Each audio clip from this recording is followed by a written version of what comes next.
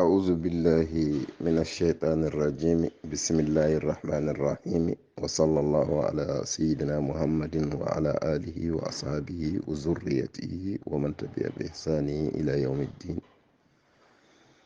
السلام عليكم ورحمة الله تعالى وبركاته. بندراب سيلا بمصيب تدوبة بندراب جولبة ونشالمنا سلمنا إسلامي ينقور. calmini fof en juurima fof en ñaguima duwaw fof en neldi duwaw fof ñaganima fof Allah moƴƴere en ñaguima fof kande ñagonto en Allah moƴƴere. En garti humnude aadi mo gadodirɗen e julɓe ɓe so haalde naafilaji lewru korka e tugnade e deftere wiyetende awnul ulama salihina, ballal anduɓe moƴƴuɓe. ha joni ko tongode 98 kalten hande koko toon woni ko jamma ene ñalli 12 ene jofi 12.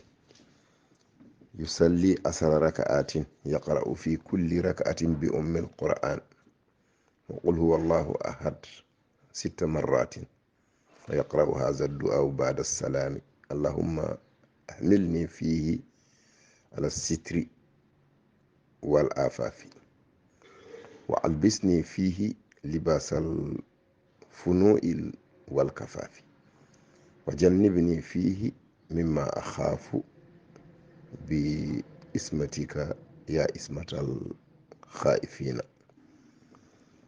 Mbiɗen ko jamma jofde 12 ene ñalli 12 ene jofi 12 ene juule darɗe 10. darɗe ɗiɗi fof salmine, darnde fof ene jange fatiha lawol gotol, qul huwa allahu ahad laabi 6.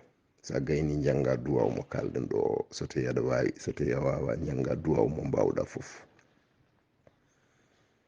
yo Allah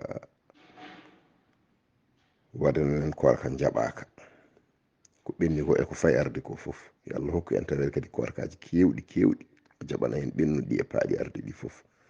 ko ndewɗen Allah hewde famdude fof yo Allah jaɓanen gila farillaji men ha e naafilaji ha e sunnaji ha e sadakiji meɗen.